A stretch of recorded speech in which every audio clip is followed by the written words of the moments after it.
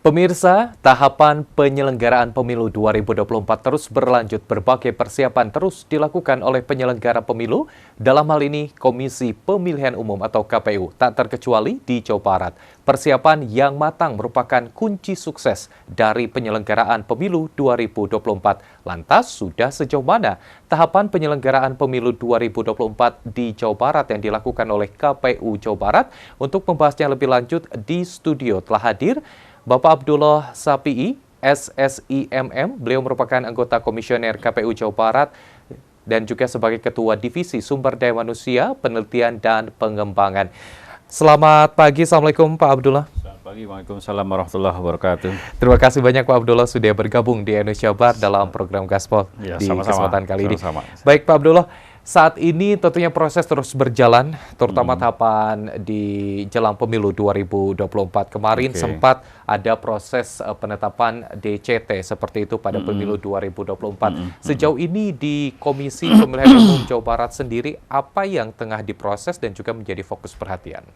Ya, tentunya setelah penetapan DCT kan kita sama-sama masyarakat ketahui, sekarang kita sudah masuk di tahapan kampanye, mulai tanggal 28 November kemarin sampai tanggal 10 Februari nanti, menjelang pencoblosan tentunya di 14 Februari tahun 2024. Tahapan lain yang sedang kita berlangsung juga selain logistik, saya di Divisi Sumber Daya Manusia dan Litbang sedang melakukan perekrutan badan ad hoc untuk KPPS, kelompok penyelenggara pemungutan suara, yang nanti kita akan rekrut di seluruh wilayah Jawa Barat. Ada sekitar 140-457 TPS yang nanti akan kita isi dengan masing-masing 7 anggota KPPS dan 2 Linmas nanti yang kita akan kerjasamakan dengan pemerintah daerah. Jadi sejumlah itu sekitar lebih dari 1,2 juta kita akan rekrut untuk mengisi posisi anggota KPPS dan petugas ketertiban nanti di TPS tersebut. Tentunya ini jumlah yang besar, saya kira tahapannya sudah kita mulai tanggal 11 Desember kemarin sampai tanggal 20 Desember nanti kita akan lakukan proses pendaftaran. Kita selalu monitoring ke bawah di 27 kabupaten kota yang ada di Jawa Barat untuk kita pantau keterpenuhan pendaftar. Saya kira dengan sejumlah insentif dan kemudian saya kira semangat masyarakat juga untuk menjadi penyelenggara pemilu juga cukup tinggi.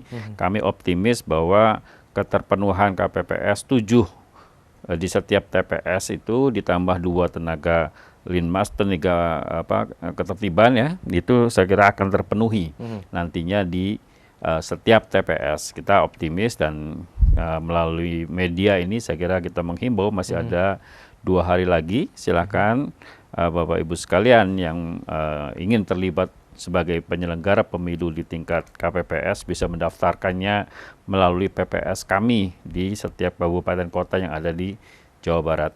Oke, baik. Jadi cukup banyak kesempatan untuk masyarakat, tadi jumlahnya kurang lebih di 1,264 juta KPPS yang nanti akan direkrut seperti itu. Persyaratannya apa nih Pak, kalau misalnya masyarakat ingin ikut bergabung dalam penyelenggaraan ataupun juga menjadi KPPS ini Pak? Ya, kalau persyaratan saya kira umum, jadi dia warga negara Indonesia tentunya, kemudian memiliki integritas, aspek-aspek umumnya ya, kemudian yang berusia, saya kira yang terpokok nanti ingin saya sampaikan adalah berusia 17 sampai 55 tahun, tentunya diutamakan pada rentang usia itu, karena kita tentunya ingin berharap KPPS yang ada ini lebih mudah, kemudian kita belajar dari pengalaman tahun 2019 karena tingkat kegiatan yang demikian tinggi menimbulkan banyak korban pada saat itu, sehingga ada kebijakan dari pimpinan kami KPU Republik Indonesia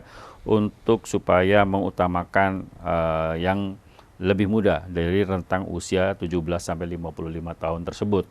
Kemudian yang kedua, yang berikutnya yang terpenting nih harus disampaikan adalah mengenai syarat pendidikan minimum SMA atau kalau tidak terpenuhi ya bisa membaca dan menulis. Kemudian berikutnya yang terpenting adalah syarat kesehatan yang sekarang menjadi syarat utama untuk dipenuhi. Itu di situ kita tegaskan bahwa yang mendaftar itu sehat, terutama dari penyakit-penyakit yang ada aspek pemeriksaan kesehatan kolesterol dan gula darah nantinya yang akan dimintakan hasilnya ketika mendaftar. Jadi kemudian yang berikutnya saya kira berdomisili di wilayah kerjanya, itu segera normatif.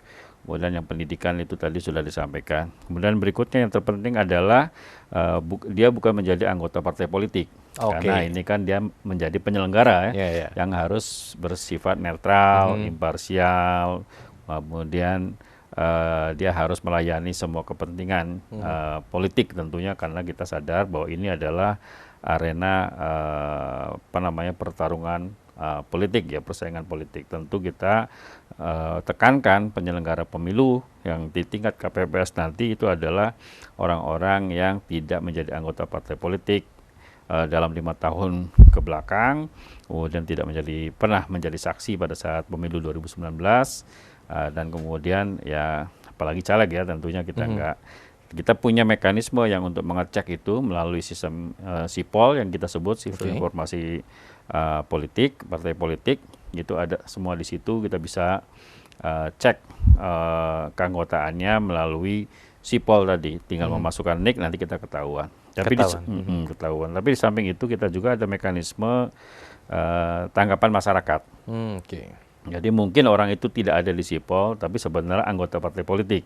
Nah itu kita nanti ada mekanisme setelah penutupan pendaftaran, tahapannya. Setelah penutupan pendaftaran tanggal 20 nanti berikutnya adalah pemeriksaan administrasi, terpenuhannya.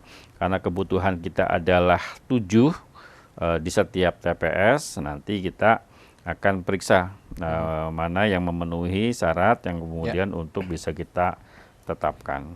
Baik, jadi masih ada kesempatan pemirsa bagi Anda, terutama masyarakat yang ingin ikut bergabung menjadi kelompok panitia pemungutan suara ya, ataupun juga KPPS hingga tanggal 20 Desember mendatang pemirsa, dan juga tadi dengan rentang usia antara 17 hingga 55 tahun, dan yang paling penting adalah soal netralitas, jadi tidak boleh ada hubungannya ataupun juga berkaitan dengan partai politik atau para peserta pemilu sendiri. Dan nanti kita akan lanjutkan kembali. Tadi menarik soal bagaimana meminimalisir kejadian yang sempat terjadi di pemilu 2019, banyaknya korban penyelenggara pemilu ataupun juga KPPS seperti itu. Dan seperti apa meminimalisir hal tersebut, kita akan lanjutkan perbincangan kita. Namun kita akan jeda, tetaplah bersama kami pemirsa dalam program Gaspol Menggagas Politik.